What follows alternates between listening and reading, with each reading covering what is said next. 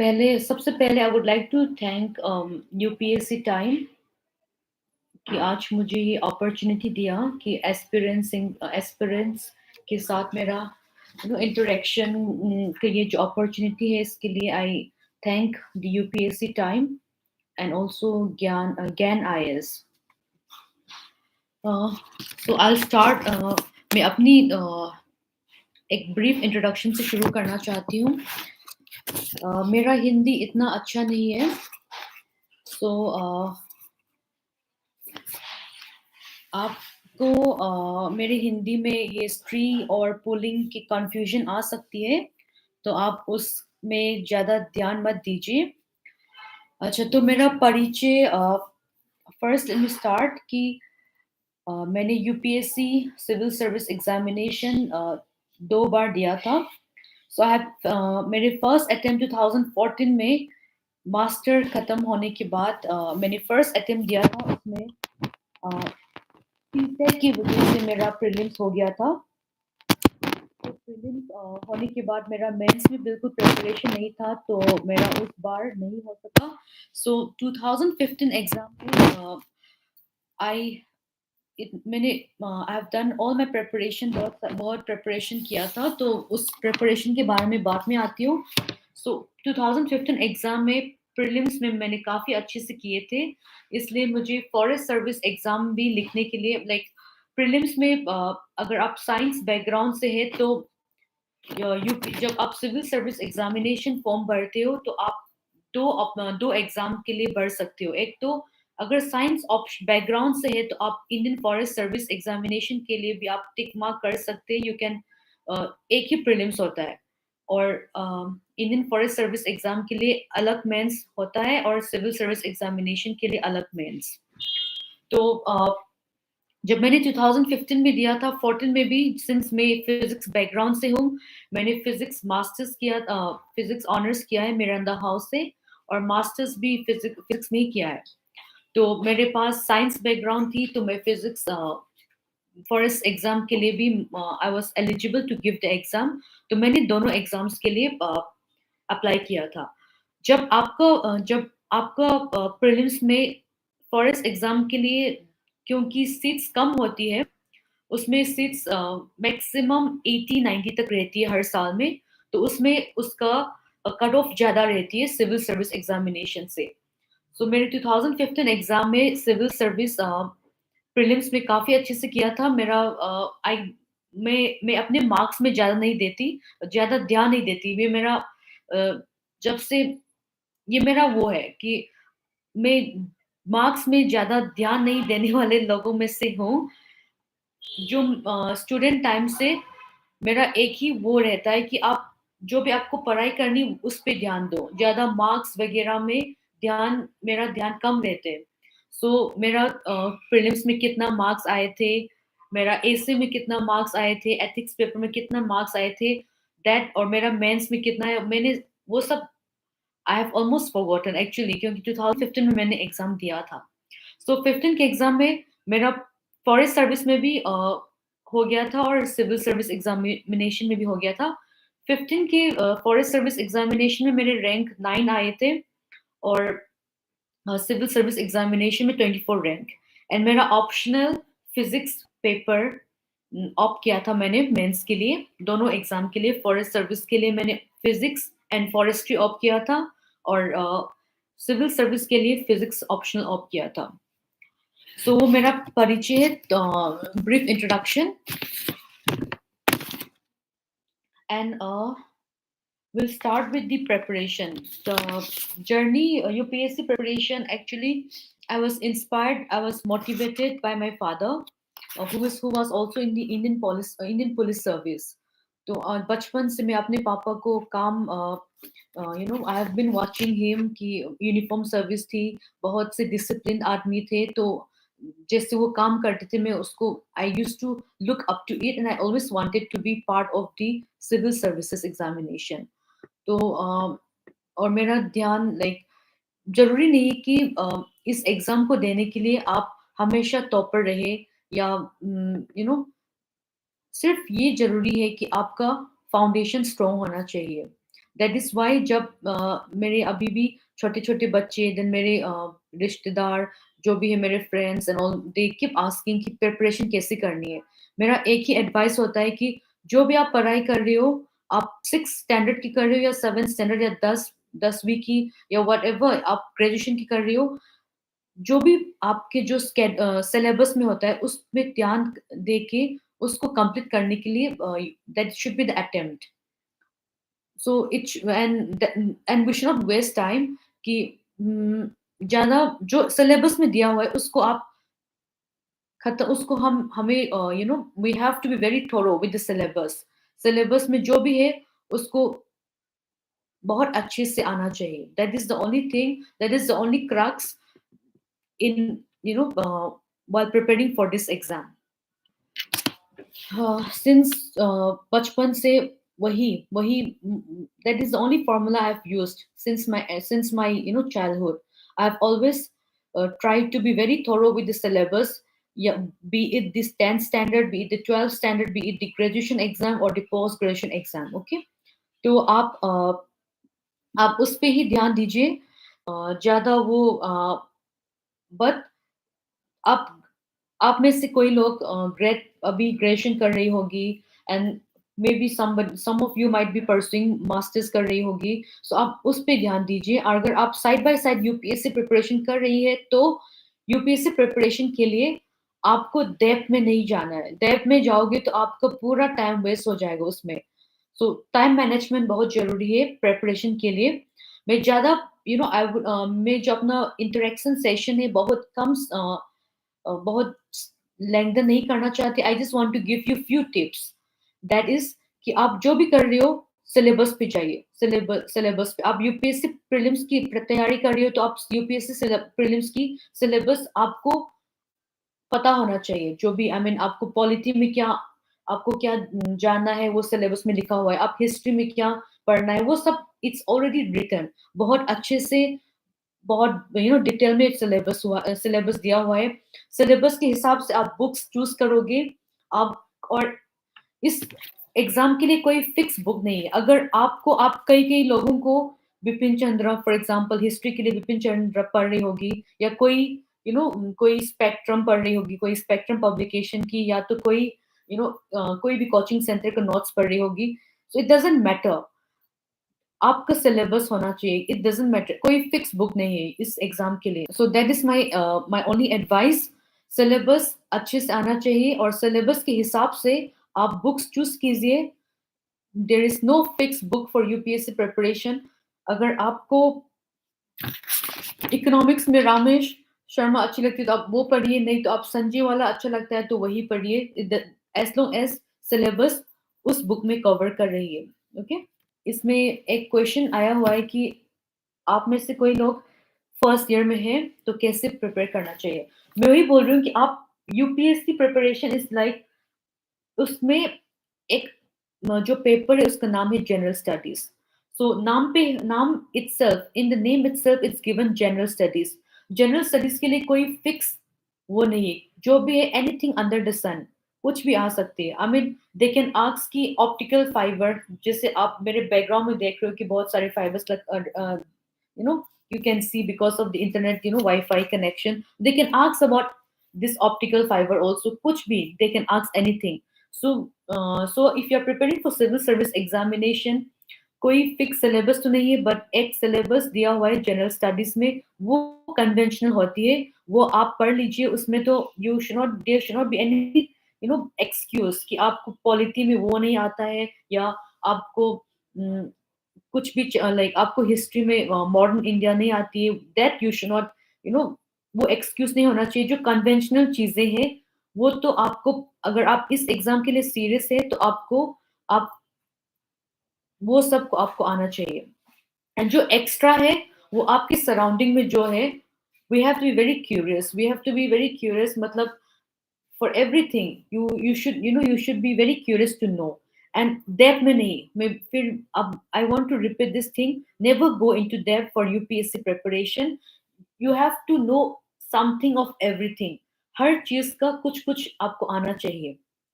For example internet connection कैसे हो रहा है, टीवी कैसे वर्क कर रहा है, या तो ट्यूब लाइट कैसे वर्क कर रहा है, या तो ये जो एलईडी है इसका मैकेनिज्म क्या है, कुछ कुछ आपको आना चाहिए, डिटेल्स में नहीं। डिटेल में डिटेल में इस एग्जाम के लिए वो जरूरी नहीं है। That is my advice. और आप फर्स्ट ईयर में है तो आप फर्स्ट ईयर के लिए जो आपके कॉलेज का सिलेबस है वो अच्छे से ध्यान उसमें ध्यान दीजिए पहले तो। साइड बाय साइड आप न्यूज़पेपर रीडिंग कर सकते हैं। एंड आजकल पीपल बहुत एडवांस है आजकल। Then you can always go for this online. Then 5 minute 10 minute के लिए वो आप रिव्यू देख सकती है टीवी में, जो क्या हो रहा है, what is happening around the world. That is very essential. And अगर आपके पास टाइम है कॉलेज के स्टडीज के जो एकेडमिक सिलेबस है उसके अलावा पढ़ने के लिए, then you can always read a current affairs book monthly या डेली, जो भी बहुत सारी वेबसाइट है आजकल। You have insights on India, या तो आप देन यू आल्सो हैव बहुत सारी वेबसाइट्स है। I used to follow Vision IS. I used to follow Insights on India. I also used to follow Murnal.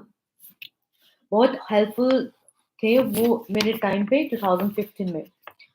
Now, since I am not seeing much questions in my this one, हाँ ये so let me go one by one quickly. So UPSC journey, for my UPSC journey, मेरे लिए हर individual का UPSC journey different होगा। किसी किसी लोग बहुत साल प्राइवेट सेक्टर में काम करके they might give the exam and they might clear. And so but मेरे फॉर मी मास्टर्स खत्म होने के बाद मैंने कुछ सेमेस्टर एक सेमेस्टर के लिए मैंने मिरांडा हाउस में मेरे अपने ऑन कॉलेज में Miranda I studied from Miranda house.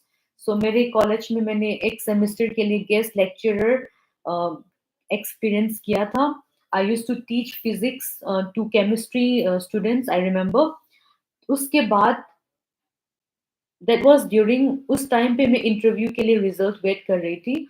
And वो syllabus by the time the semester got over, my result came out and I didn't have to wait so much time. So मेरे लिए masters के बाद I think minimum 1 साल भी नहीं लगी थी। बहुत डेडिकेशन एंड बहुत ज़्यादा सेक्रीफाइस किया था। मतलब सेक्रीफाइस एज़ इन मूवीज़ नहीं देखी थी 1 साल के लिए। मैंने व्हाट्सएप से I have log out from WhatsApp. Facebook I was never active. Instagram भी मैं अभी 1 साल maybe I am I join Instagram 1 year back, so I was never active online. So मैं थोड़ा-सा अलूफ रहती थी मेरे friends also they also understood that she is preparing for the exam, so वो थोड़ा सा अपने अपने आप अपने पढ़ाई के साथ रहती है। so I cracked the exam with 1 year dedication. so मैं बोलना चाहती हूँ कि इस एग्जाम के लिए आपको, अगर आपके पास विल है, डिटर्मिनेशन है, और आपके पास थोड़ा सा गाइड है, फॉर एग्जाम्पल आपको पता होना चाहिए आप सिलेबस के लिए आप कौन कौन सा बुक्स पढ़ना है, आपको वो आइडिया है, तो आपको मैक्सिमम 1 साल लगेंगी। और उस 1 साल में आपको छोटी छोटी सेक्रीफाइसेस करनी होगी। For me it took a year. So उस साल में मैंने क्या किया था, पहले तो 1 2 3 महीने में I listed out all the syllabus मैंने पूरा मैंने लिख दिया था पूरा एक कॉपी में। तो it was like for example Indian polity के लिए मैंने Laxmikanth I must have read the book 4 5 times. इतने पढ़ लिया था कि मुझे सब कुछ याद होते थे उस टाइम। देन बार बार I was because Laxmikanth polity this they look very easy, बहुत लगते हो कि बहुत आसान, वेरी इजी है, जो भी क्वेश्चन आएगा आप इजीली कर सकेंगे एंड ऑल दैट। बट जब मॉक टेस्ट दिया था ना, तो मुझे रियलाइज हुआ कि लक्ष्मीकांत, ये सब, sorry, Indian polity, this are the easy things which you should never make a mistake on. But इसमें मिस्टेक्स करने का बहुत हाई चांस रहती है। सो इंडियन पॉलिटी, जो हिस्ट्री है, ancient India, geography, economy, environment, art and culture, general science, ये जो भी जनरल स्टडीज में जो भी सिलेबस में ब्रॉड टॉपिक्स है, इसको अच्छे से पढ़िए आप। Try to finish this in 1 to months. आजकल there are websites like Insights of India, Vision IS, Byju's. They give even timetable. They even timetable भी दिया दिया होता है इस इन वेबसाइट में, which you can follow. If you follow this thing very religiously, then आपको कोई दिल्ली जाने की जरूरत नहीं है, आपको कोई कोचिंग लेने की जरूरत नहीं है। एंड ये बुक्स इजीली अवेलेबल होते हैं आजकल Amazon में, या आप, तो दैट इज वेरी इजी आजकल। एंड देन ऑन YouTube में भी बहुत सारे वीडियोस है which you will find very useful. So these are the static person, and उसमें से over and above that you need to have, these are the static person. Static person के लिए मेरा advice है कि आप इनको तीन तीन मैक्सिमम 3-4 महीने में आप खत्म कीजिए, इनको बार बार रिवाइज कीजिए, और रिवाइज करने में कम टाइम लगाइए। जैसे इंडियन पॉलिटी, पहली बार आपको 1 महीना लग सकता है वो इतना मोटा 300 पेजेस बुक करने में। नेक्स्ट टाइम आप उनको 15 पेजेस पे कीजिए। Next time, bye the time you do it again and again, आपका स्पीड बहुत इंक्रीज हो जाएगा।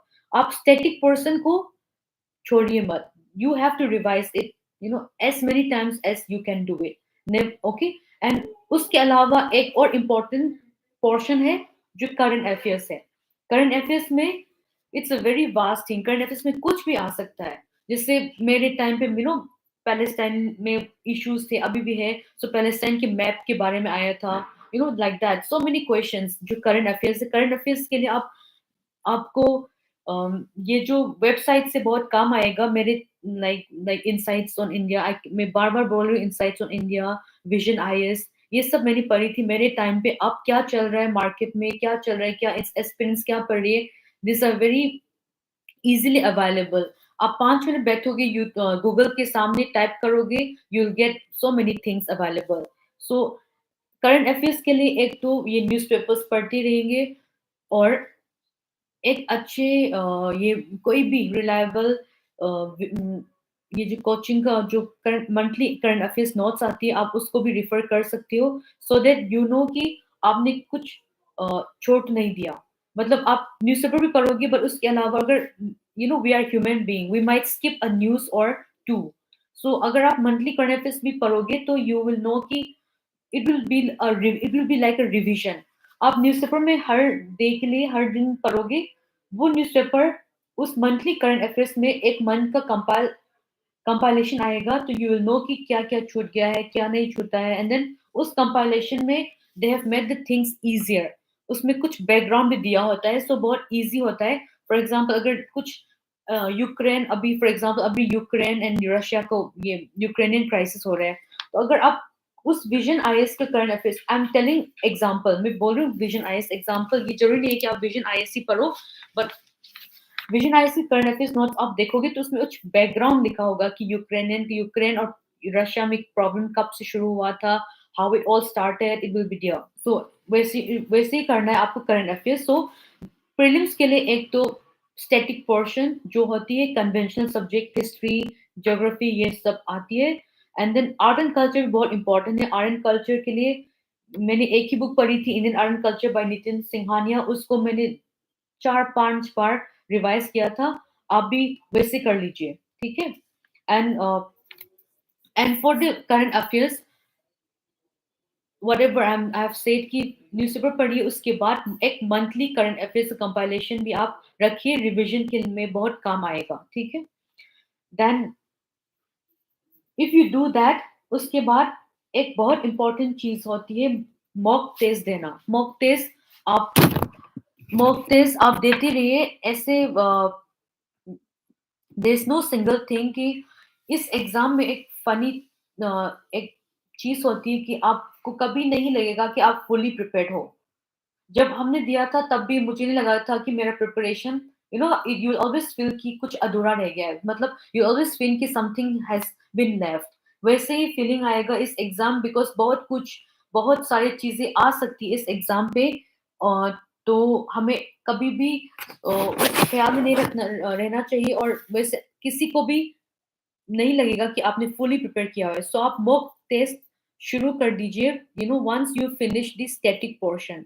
तो 3-4 महीने लगाइए स्टैटिक पोर्शन करने में, उसके बाद आप मॉक टेस्ट देना शुरू कीजिए। ठीक है। देन उसके बाद एसी की तैयारी, ओके। सी सेट की तैयारी, सी सेट के लिए प्रीवियस एग्जाम का क्वेश्चंस कीजिए, जो यूपीएससी का एग्जाम है वही कीजिए। Because CSAT is also vast thing, but जो यूपीएससी जिस तरीके से सी सेट क्वेश्चन पूछती है ना, उसके लिए the previous questions of UPSC जो सिविल सर्विस एग्जाम में आया हुआ है, that will be the best practice set. So अभी 2000 आई थिंक 2013 से शुरू हुआ था सी सेट। सो 2013 अभी 2022 है, तो already you will have 10 paper तो अभी होगा जो यूपीएससी ने सिविल सर्विस एग्जामिनेशन का है, उस वो प्रैक्टिस करती रहिए। And personally I had followed this one, I had followed Career Launcher, मैंने उसका टेस्ट सीरीज दिया था and it was helpful to me. अब मुझे पता नहीं कि कौन सी कोचिंग इंस्टीट्यूट का वो प्रीलिम्स वो सी सेट का टेस्ट देना अच्छा है, but I think Career Launcher is वो ठीक ठाक इंस्टीट्यूट है।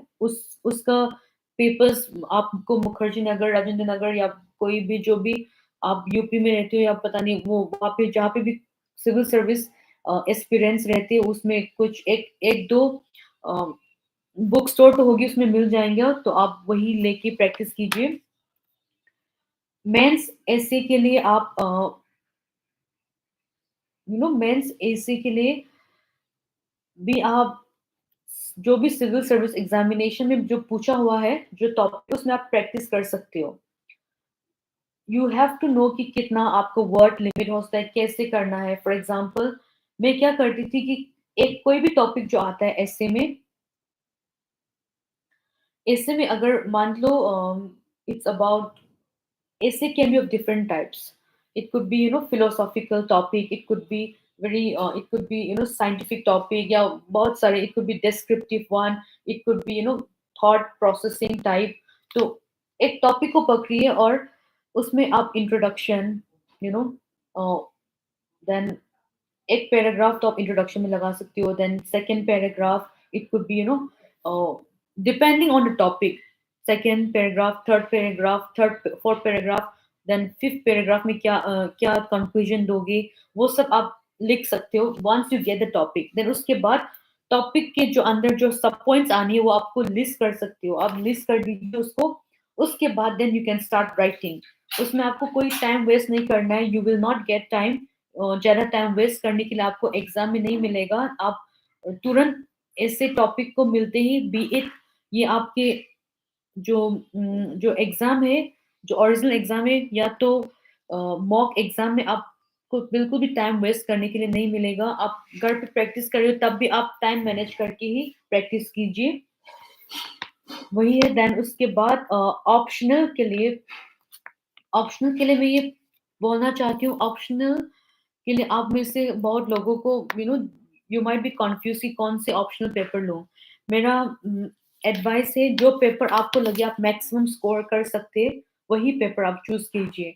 बिकॉज पब्लिक एडमिनिस्ट्रेशन एक ऐसी सब्जेक्ट है जो सबको आती है, मतलब सबको लगेगा कि आप पब्लिक ले सकते हो, ठीक है। बट मैंने ट्राई किया था, मैंने सिलेबस पढ़ी थी, उसका क्वेश्चंस देखी थी, मुझे लगा कि इसमें जितना मैं स्कोर करूंगी, अगर मैं ऑप फिजिक्स लूंगी, I could score much better in physics. तभी मैंने फिजिक्स चूज किया था।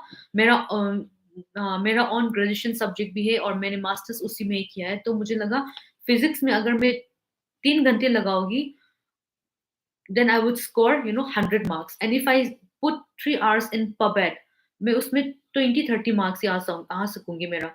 So that way I had to her aspirant को ये चूज करना पड़ेगा कि आपको हर एस्पिरेंट के पास 2 3 4 5 ऑप्शनल की ऑप्शन होगी, क्योंकि ज्योग्राफी जरूरी नहीं है कि जिसका ज्योग्राफी बैकग्राउंड, जिसने ज्योग्राफी, बहुत सारे साइंस आपने आपको पता होगा कि इंजीनियरिंग बैकग्राउंड से बहुत लोग इस एग्जाम को देते हैं, इस बहुत सारे और उनका इंजीनियरिंग पेपर ऑप्शनल पेपर में ऑप्शन नहीं होता है उनका, तो they have to choose any paper. So it's not compulsory कि जिसने ग्रेजुएशन में वो सब्जेक्ट लिया है वही चूज करे, दैट इज नॉट कंपल्सरी। सो मेरा ये कहना है कि पेपर ऐसे चूज कीजिए जो आप उसको पढ़ने में मजा आए और आपको लगेगा कि आप उसमें मैक्सिमम स्कोर कर सकते हैं। सो आई हैड टेकन फिजिक्स लिया था, मेरा ऑन सब्जेक्ट थे, और मुझे लगा कि मुझे फिजिक्स पढ़ने से मुझे नींद नहीं आती। अगर इफ आई स्टडी पबेट ना, मुझे बहुत नींद आती थी, तो मुझे लगता था कि I will waste time if I take pubad. So that is why, but मुझे फिजिक्स ऑप्शनल लिया था, इसलिए मुझे ज्यादा टाइम उसमें भी देना पड़ा। I had to give more time to physics. वही साइंस ऑप्शनल आप लोगे तो उसमें एक ड्रॉबैक यही है कि आपको टाइम उसमें ज़्यादा लगाना पड़ता है, और जो आपका फिजिक्स में जो ऑप्शनल में टॉपिक है वो जीएस में कोई वो नहीं होता है, मतलब कोई फायदा नहीं होता है। फिजिक्स वाला टॉपिक जीएस में कभी पूछने वाला नहीं है, so I had to give extra efforts. अगर आप बीए हिस्ट्री से किया हुआ है तो हिस्ट्री आप अच्छे से ले सकते हैं, आपका हिस्ट्री उसमें भी काम आएगा और आपका जीएस में भी काम आएगा। ठीक है। सो बट एनीवे, इज अगर आप फिजिक्स बैकग्राउंड से है तो फिजिक्स भी कोई डेंजरस सब्जेक्ट नहीं है, आपका हो जाएगा ये अच्छे से।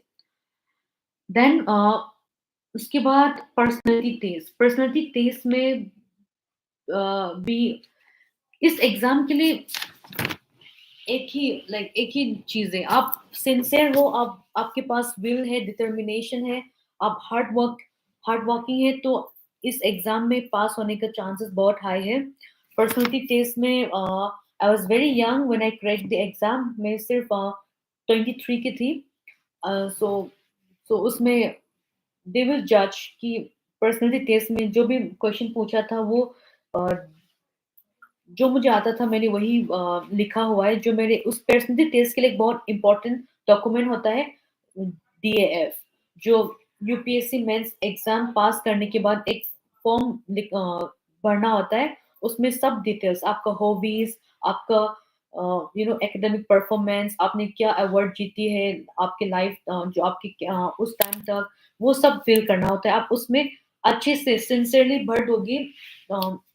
So sometimes the interview board they also look at your detailed वो application form। उसमें से मेरे in my case मेरे डिटेल्ड एप्लीकेशन फॉर्म से काफी क्वेश्चंस आए थे। जैसे to which state do you belong, Manipur, मैं मणिपुर से हूँ, तो मणिपुर के बारे में क्वेश्चंस पूछ लिया था उन लोगों ने। So like that they will keep asking questions. Okay then, so for example मैंने अपने डीएफ में एक लिखी थी कि वो मेरा स्ट्रॉन्ग पॉइंट्स या हॉबीज, तो मैंने लिख दिया था कि मुझे मेरा एक हॉबी थी हिंदी मूवीज देखना, because of which I have learn how to speak Hindi as fluent as मतलब मेरा हिंदी में fluency it was develop because of watching this Hindi Bollywood movies. Even though मैंने हिंदी 8th स्टैंडर्ड तक ही पढ़ी है। So like that I had written those things. And वो question मैंने मेरे यूपीएससी इंटरव्यू में पूछा था कि what is your favourite Hollywood Bollywood movie, like that. So they try to correlate, जो आपने लिखी है उसमें से ही पूछेंगे। एंड अगर वो लोग दे कुड आस्क एनीथिंग। सो आप पर्सनैलिटी टेस्ट में आप जेन्युइन सब लोग जो भी एस्पिरेंट्स है बहुत सिंसियर होंगे, सब जेन्युइन आदमी हो, सब जेन्युइन लोग हैं। So don't be let's not focus on personality test.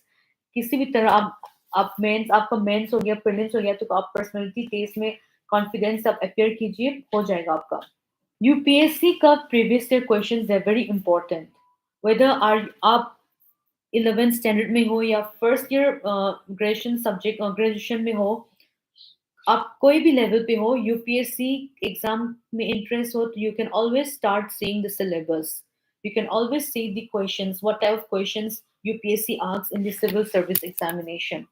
So and then UPSC coaching में कोचिंग आई वुड सब मैंने देखी आपकी यूपीएससी टाइम चैनल में भी, यूट्यूब चैनल में, कि बहुत सारे एस्पिरेंट्स ने they have shared their preparation journey, and एक दो मैंने देखी थी, एंड दे हैव बहुत अच्छे से एक्सप्लेन किया हुआ है। सो आप ये जो एस्पिरेंट्स आप लोग वहीं वहीं पे भी देख सकते हो, वहाँ पे भी देख सकते हो कि एवरी मोर और लेस जो मैं बताऊँगी वो ऑलरेडी सम जो भी अभी some of my colleagues have already told you the same thing. Test series बहुत इंपॉर्टेंट है, टेस्ट सीरीज कर लीजिए। कोचिंग इंपॉर्टेंट नहीं है, coaching is not important at all.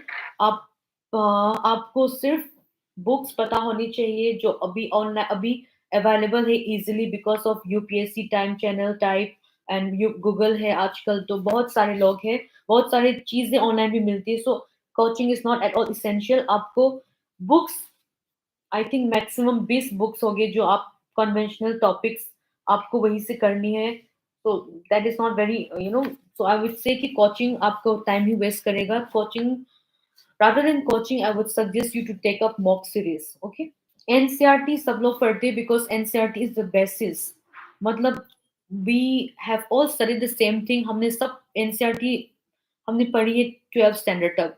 But जैसे मैंने मान लो मैंने 12th के बाद फिजिक्स ली है तो मेरा कुछ 3 साल के लिए I have forgotten that history geography ये सब थोड़ा सा मेरे टच में नहीं है। तो that is why we go back to NCERT to brush up our this one memory जो हमने पढ़ी है पहले जो 6 क्लास में 7 क्लास में, वो just to remember those things we study that, okay? NCERT कैसे पढ़े आप ये मत पूछिए, मतलब हर इंडिविजुअल का पढ़ने का तरीका अलग होता है। किसी किसी को नोट्स बनाने की आदत होती है, किसी किसी को अंडरलाइन करके ही पढ़ना अच्छा लगता है, किसी किसी किसी को कुछ भी कर दे जस्ट ओपन द बुक, किताब खोल के वो लोग पढ़ लेती है। So that is what. So आपको सिर्फ पढ़ना है, आपको सिर्फ ये करना है कि एनसीईआरटी करनी है। तो वही दैट इज द थिंग। कैसे पढ़े वो आप मत पूछिए। सी सेट के लिए मैथ्स सी सेट मैथ्स इतना डिफिकल्ट लेवल से नहीं आएगा। आप प्रैक्टिस करना है। अगर आपको लगता है आपका मैथ्स थोड़ा सा वीक है तो आप प्रैक्टिस कीजिए।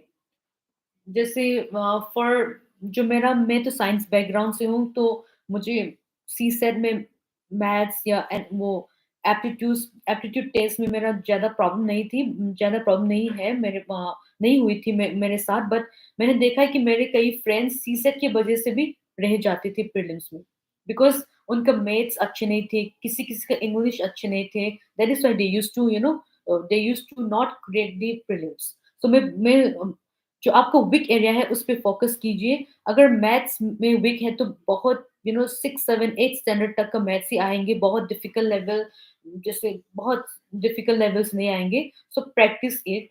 आपने मैथ्स पढ़ी होगी। आई मीन जो भी यूपीएससी एग्जाम दे रहे हैं we are all eligible to give the exam only after graduation. तो आपने ग्रेजुएशन तक आने में मैथ्स ऑलरेडी 10वीं क्लास या यू नो तक तो पढ़ी होगी। So just brush up. Magazines important कुछ भी पढ़ सकते हैं बट मैगजीन्स के लिए मेरे लिए पर्सनली मेरे पास टाइम नहीं थे। I just prepared for 1 year and clear the exam. और दिल्ली कितने घंटे पढ़नी वो भी मत पूछिए। वो फॉर मी जैसे मैं एक फास्ट रीडर हूँ तो मैं मुझे बहुत कम टाइम लगती थी। बट कोई कोई स्लो रीडर है जैसे मेरे माय स्मॉल मेरे छोटी बहन पर शी इज आल्सो प्रिपेयरिंग, उसको ज्यादा घंटे लगती है। तो इट्स ऑल डिपेंड। किसी किसी का स्पीड अच्छी है तो वो बहुत जल्दी से कर लेंगे। बट एक टाइम टेबल होनी चाहिए हर दिन का। जैसे मैं अगर सोने से पहले I use to keep a time table कि कल क्या करना है। कल इन लक्ष्मीकांत का 5 चैप्टर करनी है मुझे कल, इकोनॉमिक्स का एक चैप्टर करनी है, यू नो फिजिक्स का एक चैप्टर करनी है। लाइक दैट आपको रखना है। Keep a time table that will guide you. अगर आप ऐसे ही विदाउट एनी डायरेक्शन अगर आप पढ़ते रहोगे तो आपको समझ में नहीं आएगा। So you can always keep a checklist. जैसे लक्ष्मीकांत में कितना चैप्टर्स होगा, 45 कोई चैप्टर्स फॉर एग्जांपल। तो आप एक टिक टिक करते रहिए कि अगर एंड कोई भी चैप्टर सिर्फ 3 पेजेस की होती है तो उसमें आप एक एक दिन क्यों I mean you can not keep कि एक चैप्टर एक दिन ऐसे नहीं रख सकती। आप अगर चैप्टर छोटा है तो छोटे छोटे चैप्टर्स 10 चैप्टर्स कर सकते हो आप एक दिन में। अगर कोई कोई चैप्टर्स जैसे फंडामेंटल राइट्स वगैरह पार्लियामेंट वो मोटा मोटा चैप्टर है तो एक दिन में आप 3 चैप्टर वैसे रख सकते हो, ऐसे वैसे मोटा चैप्टर्स होगा तो so it has to be आप लोग काफ़ी अभी मैच्योर हो गए हो। ये सब आई मीन ये सब तो आपको अभी तक आ गया होगा कि कैसे मैनेज करना है, ठीक है? देन अगर आपको टाइम टेबल का कुछ वो आइडिया लेना है तो you can always refer to जिम ये इनसाइट्स ऑन इंडिया में भी टाइम टेबल दिया हुआ है एक्सपीरियंस के लिए बहुत सारे ये सिविल सर्विस जो भी स्टडी मटेरियल का जो भी अभी जो चैनल है उसमें भी टाइम टेबल दिया हुआ है इनसाइट्स ऑफ इंडिया मुरनाल ये सब में टाइम टेबल दिया है आप उसको भी रिफर करके you can always get an idea but आप सिलेबस प्रिंट आउट करके रख लीजिए it's very important syllabus is one thing which you should always remember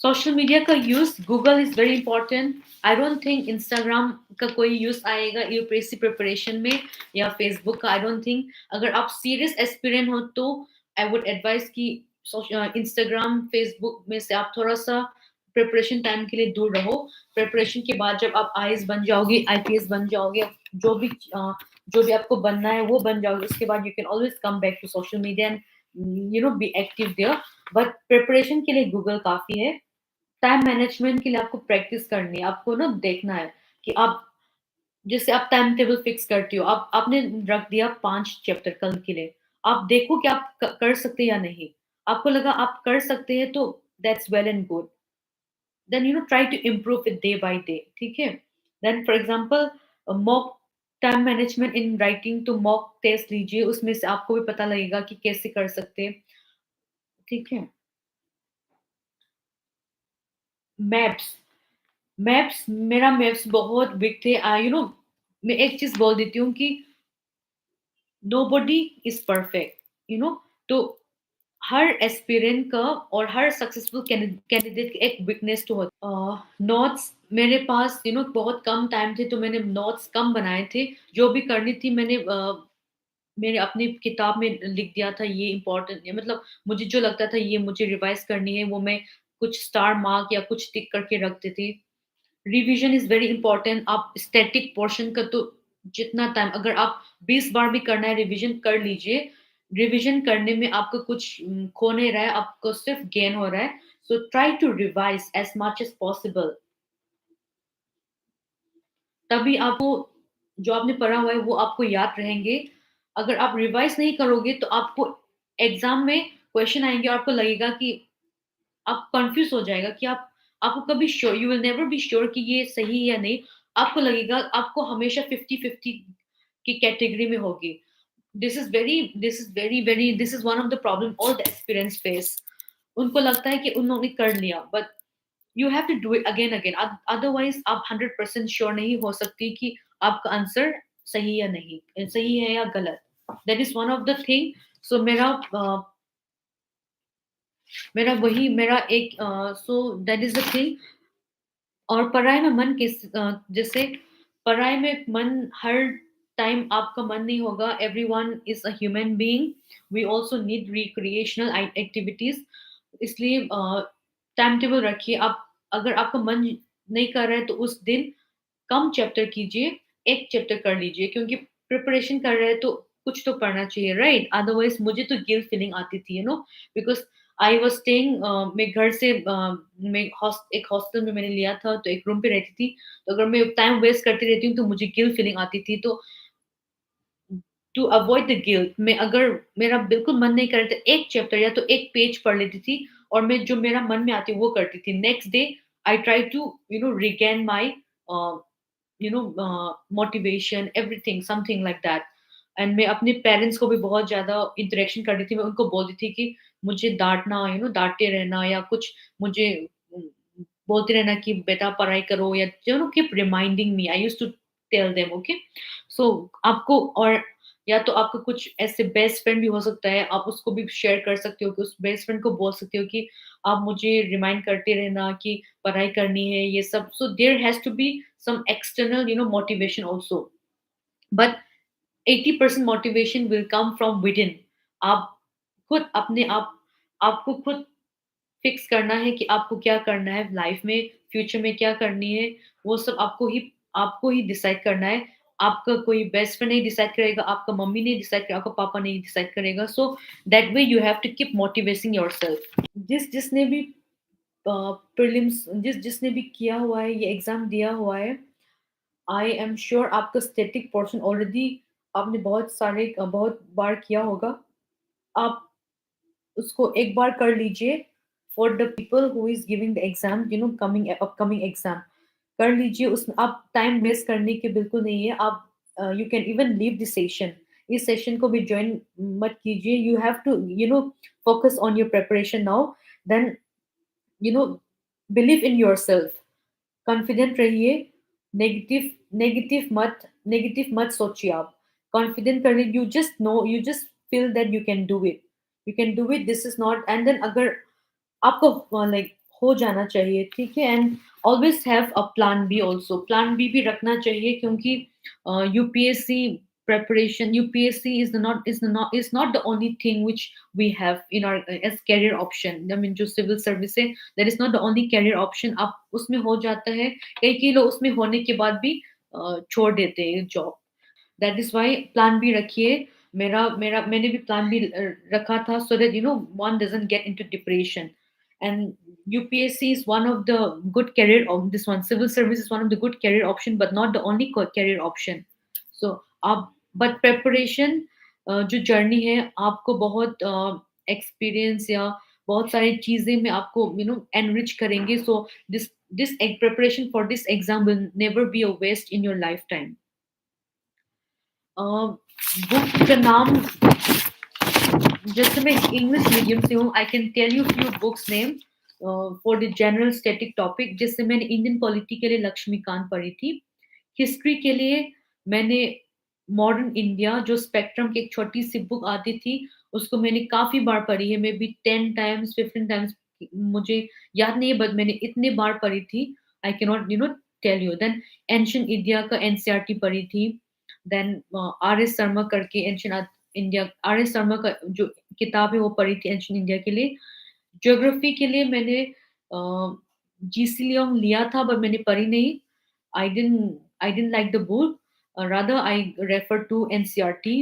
NCERT पढ़ी थी मैंने ज्योग्राफी के लिए, उससे मैंने काम चला लिया था। एंड मैंने मुरनाल का geography notes, I watch the, जो मुरनाल का ज्योग्राफी नोट्स है वो मैंने देखी थी। इकोनॉमी के लिए मैंने मुरनाल का जो ऑनलाइन लेक्चर सीरीज आते थे, वहीं से मैंने ज्यादातर किया था। एंड इन्वायरमेंट के लिए, इन्वायरमेंट का जो शंकर आइस एकेडमी का बुक है वो पढ़ी थी।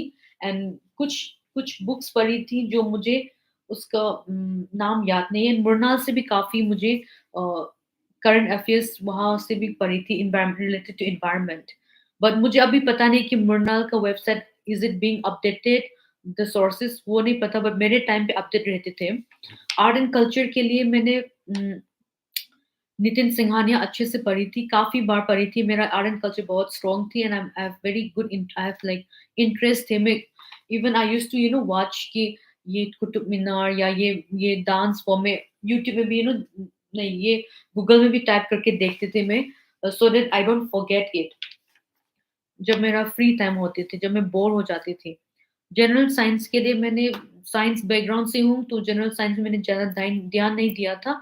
बट एक बार एनसीईआरटी 6 to 10 पूरा मैंने, एंड इंक्लूडिंग कुछ कुछ चैप्टर बायोलॉजी का क्लास 11 12 का जो मैंने वो पढ़ी थी। सो फॉर साइंस एनसीईआरटी पढ़ी थी just one time revision. That is the thing. Current affairs, monthly current affairs आप पढ़ते रहना। कोई भी जो आपको लगे कि आपको पसंद है, कोई भी site website, for example vision IAS भी है, इनसाइट्स ऑन इंडिया भी है, बायजूस है, आजकल तो बहुत सारे हैं। आप कोई भी पढ़ लीजिए। एक न्यूज़पेपर आप रख लीजिए, न्यूज़पेपर देखने के लिए what is going on around the world. Test series join कर लीजिए आप लोग। एंड इकोनॉमिक सर्वे, हर साल इकोनॉमिक सर्वे आती है, उसमें कुछ कुछ चीज़ें आपको पढ़ना चाहिए। इकोनॉमिक सर्वे में सब चीज़ें नहीं, जो जनरल पॉइंट्स जो दिया होता है आपको देखना, आई वुड सजेस्ट वो करो, आप कर लीजिए।